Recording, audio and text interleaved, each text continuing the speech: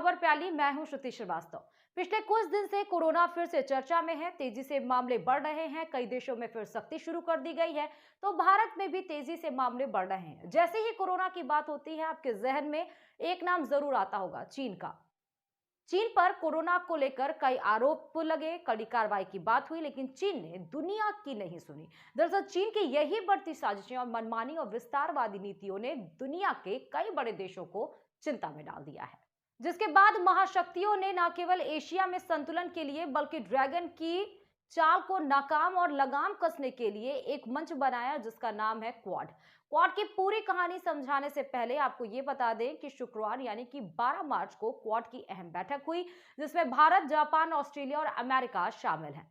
Corona आर्थिक नीतियों और चीन को लेकर इन महाशक्तियों ने साझा प्रयासों पर मुहर लगाई, तो वहीं चीन कह रहा है कि किसी तीसरे देशों को निशाना बनाने के लिए एकजुट होना सही नहीं। पर सवाल यह है कि आखिर क्वाड क्यों बना? ये कुटिल चीन के खिलाफ कितना कारगर होगा? क्या ये केवल चीन को रोकने तक ही सीमित है? ब्रिक्स और दूसरे ऐसे संगठन तो पहले से थे जिनमें ये देश शामिल थे, लेकिन अलग से इसकी जरूरत क्यों आन पड़ी? आज इसी पर चर्चा करेंगे। क्वाड का अर्थ है क्वाड्रिलेटरल सिक्योरिटी डायलॉग, जो जापान, ऑस्ट्रेलिया, भारत और अमेरिका के बीच समझौता है। ये इंडो पैसिफिक स्तर पर काम कर रहा है ताकि समुद्री रास्तों से व्यापार आसान हो सके, लेकिन अब ये व्यापार के साथ साथ सैनिक बेस को मजबूती देने पर ज्यादा ध्यान दे रहा है ताकि शक्ति संतुलन बनाए रखा जा सके।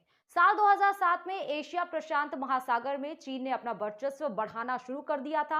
वो पड़ोसी देशों को धमकाने लगा था और समुद्र में सैन्य बेस लगातार बढ़ा रहा था। ये देखते हुए जापान के तब के प्रधानमंत्री शिंजो अबे ने एक ऐसे संगठन का प्रस्ताव दिया जिसमें इस सामुद्रिक क्षेत्र में आने वाले ताकतवर देश शामिल हो सकें। आखिरकार संगठन बना, जिसकी पहली मीटिंग साल 2019 में हुई थी और इसके बाद कोरोना के कारण साल 2020 में नेताओं की मुलाकात नहीं हो पाई और अब 2021 में इसकी बैठक हुई।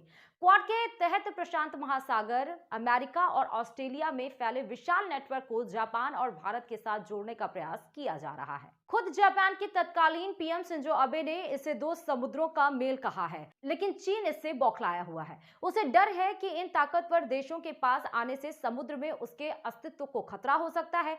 चीन ये समझ चुका है कि आने वाले समय में समुद्र पर राज करने वाला देश ही दुनिया पर राज करेगा। यही कारण है कि साउथ चाइना सी पर भी कब्जे के लिए उसने मुहिम छेड़ रखी थी।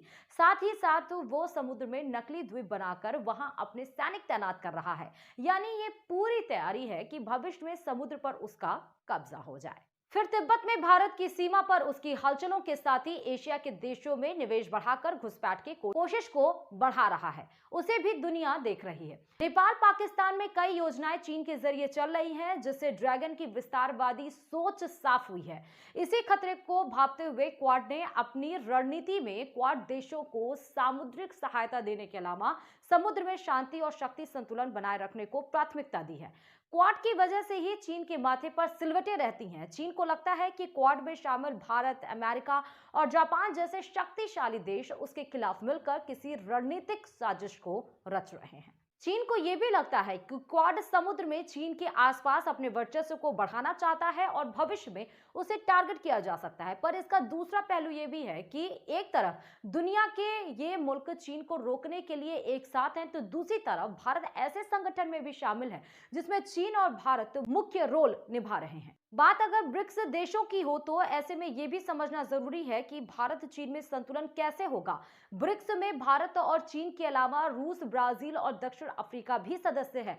दिलचस्प बात यह है कि इस साल भारत को ब्रिक्स की अध्यक्षता मिली हुई है और भारत साल के मध्य में या इसके तुरंत बाद ब्रिक्स शिखर सम्मेलन की मेजबानी करने वाला है, जिसमें चीन के राष्ट्रपति शी जिनपिंग भी शामिल होने की पूरी संभावना है। अगर ऐसा हुआ तो ये साल की एक बड़ी घटना होगी, क्योंकि पिछले साल भारत और चीन के बीच सीमा पर हुई झड़प के बाद दोनों देशों के आपसी रिश्ते खटाई में हैं।